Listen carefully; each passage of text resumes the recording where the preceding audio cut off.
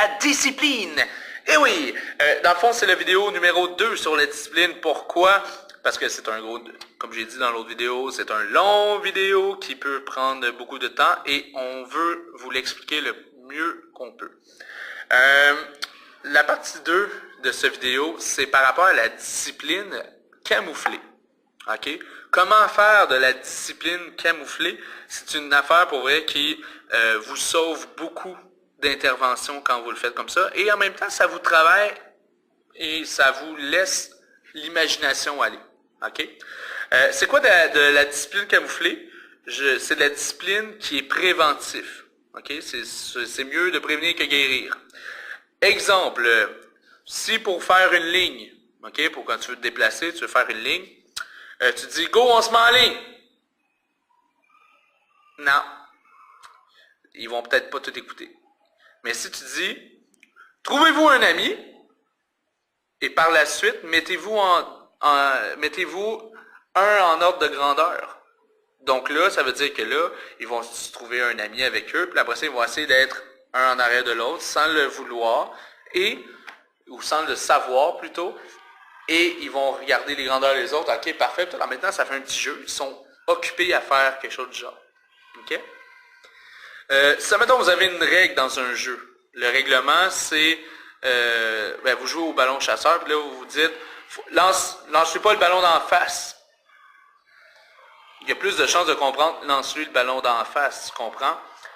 À la place, tu pourrais dire, si vous touchez le visage d'un ami de l'autre côté, ça vous enlève 1 point, ou c'est vous qui êtes mort, exemple.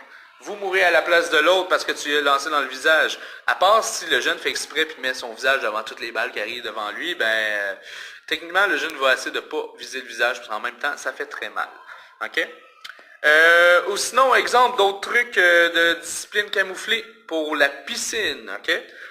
Tu es dans les vestiaires et je vais donner un exemple qui marche surtout avec les 5-8 ans.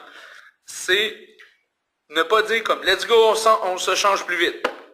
Oui, tu peux le dire, mais ça peut passer comme du beurre, OK? À place, tu peux dire OK, là, on va gagner la course, OK? On va faire ça plus vite que l'autre vestiaire. Est-ce que vous êtes capable? Ouais! OK, c'est bon, let's go! Genre, on va aller plus vite qu'eux, tu sais? Puis après ça, sinon, tu as les 8-12 ans, qu'est-ce que tu peux faire? C'est, au lieu de « Let's go, on change plus vite », tu peux dire « OK, vous avez 8 minutes pour vous changer. » Et là, à chaque minute, tu dis « Il reste 7 minutes. » Et là, ça se gouille. Moi, personnellement, je l'ai testé au moins 3 fois cette année en une semaine. Et en 7 minutes, les vestiaires des gars étaient changés au complet. Donc, je crois que c'est une possibilité de, quand on met 15 minutes dans la période, tu peux le faire en la moitié du temps. OK? Donc, c'est juste de les driver puis de rouler ça. Je sais que vous faites souvent ça. Continuez, lâchez pas. Ensuite, un autre truc, quand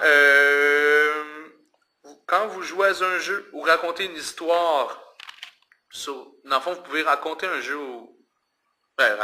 raconter une histoire ou jouer à un jeu sur le banc quand vous attendez les autres. Comme ça, au moins, le monde, quand ils ont fini de se changer, ils ont le réflexe d'aller directement sur le banc après puis de vous écouter. OK? Puis s'ils ne vous écoutent pas, tu les as à l'œil un peu, au moins ils sont déjà changés, ils sont ailleurs, mais au moins tu as le noyau de jeunes qui sont intéressés, qui vont être devant toi. Et s'il y a une meute devant toi, ça va peut-être attirer aussi les autres, parce que l'autre, finalement, peut-être son ami, il voulait jouer avec lui en attendant pour niaiser. Mais finalement, son ami, il veut écouter l'histoire. Fait que là, je vais aller écouter l'histoire avec mon ami, finalement, il faut que... Ah, l'histoire! OK? Donc, c'est surtout ça pour vous aider là-dessus. Dernier sujet par rapport à la discipline, ce sont les jeunes en retrait. OK, je sais qu'on vous en a jasé quelques fois, mais là, je vais y aller de façon plus claire de qu'est-ce qu'on veut et qu'est-ce que vous devriez faire pour vous aider. Quand le jeune, je sais que ça peut être difficile, mais quand le jeune est en retrait, OK, ça veut dire qu'il ne participe pas, il ne veut pas participer.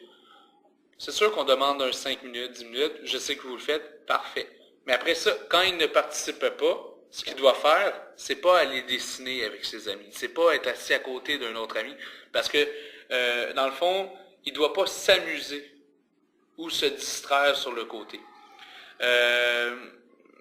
Parce que dans le fond, dans leur tête, si ici ils sont sur le côté puis qu'ils participent pas, puis que genre tu le laisses aller puis il est avec ses amis, pour eux dans leur tête ça va être égal fun. Ok, ils vont avoir du plaisir. Ça va être peut-être plate parfois, mais tu vas devoir leur tenir tête. Et si tu abandonnes, tu te laisses manger la laine sur le dos encore. Et ça fait en sorte que la personne a moins de respect pour toi et tu es moins autoritaire. Et quand tu es moins autoritaire, tu as moins l'autorité sur tes jeunes, donc tu as moins le contrôle de tes jeunes.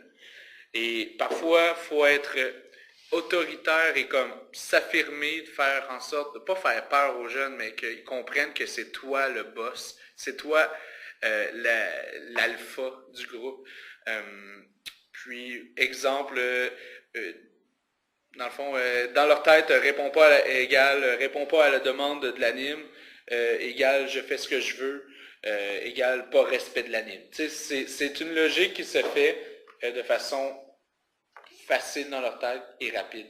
Donc en gros, les jeunes en retrait, c'est chacun dans leur coin au pire. C'est pas le but, c'est pas de faire le coin, c'est d'être assis chacun dans leur coin ou à l'écart des autres. À part exemple à la piscine, t'as deux jeunes qui veulent ils ont oublié leur costume, ok, ils peuvent dessiner, mais ça doit pas être récurrent, ça doit pas être tout le temps comme ça. T'en as une autre que elle a son costume, elle veut dessiner avec eux. Non, il faut que tu ailles dans l'eau, elle essaye un peu. Non, toi, t'as fait une crise. Regarde, excuse-moi, au pire, si tu dessines pas, tu t'en vas dans un coin ou tu t'en vas dans l'eau.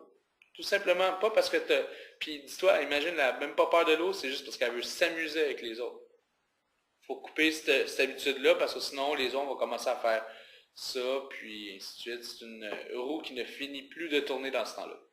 Donc là-dessus, gang, pour vrai, j'espère que ces vidéos ont été utiles pour vous. S'il manque des points que vous avez pensé, venez me le dire, on va en jaser, il n'y a aucun problème. Donc là-dessus, je vous souhaite une excellente semaine 7. Wouh! Pou! Hey!